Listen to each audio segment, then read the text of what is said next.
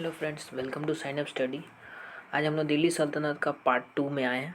जैसे दूसरा वीडियो है दिल्ली सल्तनत का। इसमें जो भी जैसे 30 से लेकर और ऑलमोस्ट मैं 51 तक 51 यानी 20 क्वेश्चंस लगभग मैं इसमें लाया हूँ, जो कि आज हम लोग करेंगे। तो चलिए स्टार्ट करते हैं। क्वेश्चन नंबर 1 कहता है कि who among the following was not a Nobel under the Alauddin Khilji. Alauddin Khilji के अंदर मतलब कौन उसका नोबेल नहीं था, जिसको नहीं मानता था। ठीक है, तो इसका ऑप्शन नंबर ए है एनुल मुल्क मुल्तानी, बी जफ़र खान, सी नुसरत खान, डी मुनीम खान। तो इसका जो करेक्ट आंसर होगा वो ऑप्शन नंबर डी जो होगा इसका करेक्ट आंसर होगा। मुनीम खान उसका नोबेल नहीं था। ठीक है, अब जाते हैं क्वेश्चन नंबर 30। मलिक गफूर हुआ द जनरल। मलिक गफूर था, वो जनरल था किसका? Option A Balban, B Alauddin Khilji, C Mohammad bin Tughlaq, D Firoz Shah Tughlaq. तो मलिक गफूर जो था ना, अलाउद्दीन खिलजी का वो जनरल था। ठीक है, अब आते हैं क्वेश्चन नंबर 31। क्वेश्चन नंबर 31 कहता है कि मेडिवल इंडिया में व्हाट डिड टर्म जीतल रेफर्स टू। तो ये जीतल जो है ना क्वाइन रेफर्स करता था, कॉपर जीतल जो इल्तुतमिश के समय में चला था। ठीक है, नाउ क्वेश्चन नंबर 32 कहता है कि with the reference to Delhi सल्तनत who was the founder of Sayyid dynasty. Sayyid dynasty का फाउंडर कौन था? Option A Khizr Khan, option B Mubarak Shah, option C Mohammad Shah, option D Alauddin Alam Shah. तो जो दिल्ली सल्तनत में सैयद डायनेस्टी का जो फाउंडर था ना वो खिजर खान था। ठीक है, और इसका जो टाइम पीरियड था ना वो 1414 से लेकर और 1451 तक था। ठीक है, इसका टाइम पीरियड जो था, तो सैयद डायनेस्टी का जो कार्यकाल था 1400 से लेकर 1451 तक उसका कार्यकाल था। ठीक है, अब आते हैं क्वेश्चन नंबर 33 पे। क्वेश्चन नंबर 33 कहता है कि which of the following sultan founded the town where now stand Agra. किस सुल्तान ने एक शहर बसाया जिसको अभी आगरा कहा जाता है? ठीक है, तो वो बसाया था सिकंदर लोदी ने। ठीक है, तो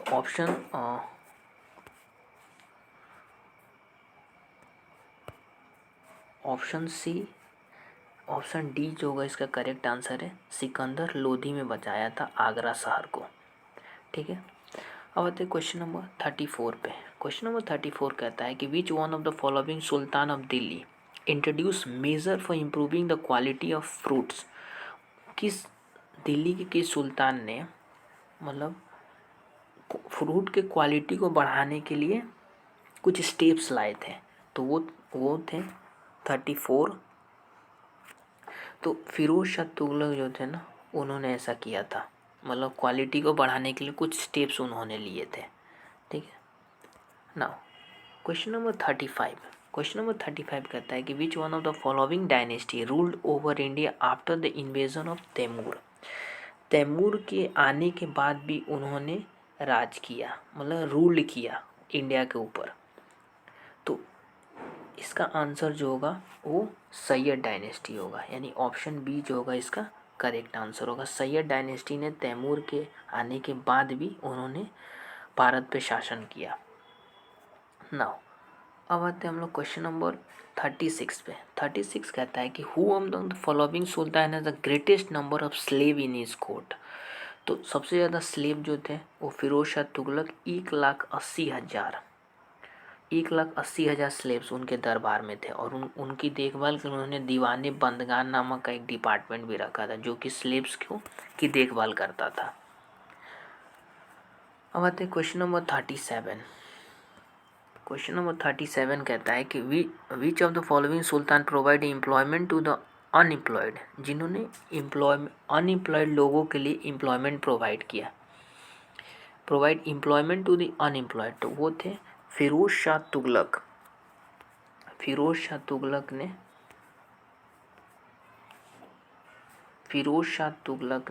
मतलब अनएम्प्लॉयड मतलब बेरोजगार लोगों के लिए रोजगार का प्रबंध किया था।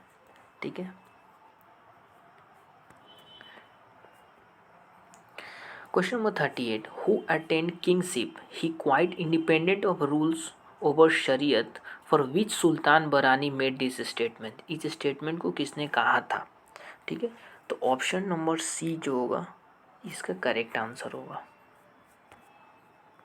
ऑप्शन सी जो होगा इसका करेक्ट आंसर होगा। और क्वेश्चन नंबर 39 कि सल्तनत period highest ruler authority for the land revenue. Land revenue का अथॉरिटी किसके पास होता था? तो वो होता था चौधरी के पास। A is correct answer.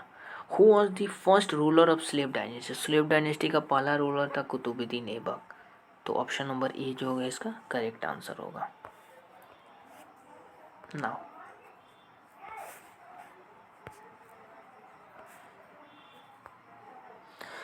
अब क्वेश्चन नंबर 41 कहता है कि who was the ruler of Devagiri at the time of Alauddin Khilji invasion.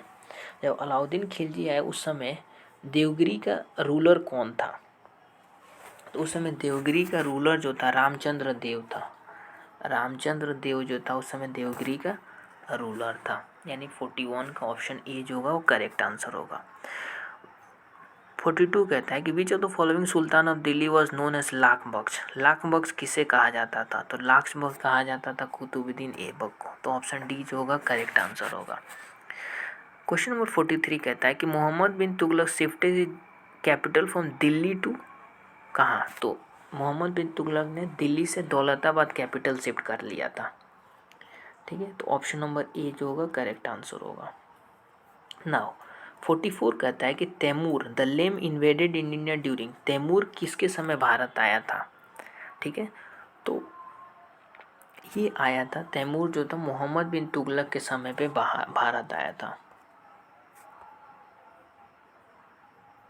Now अब क्वेश्चन नंबर 45 कहता है कि who was the first Muslim ruler of Delhi. Delhi सल्तनत का पहला मुस्लिम रूलर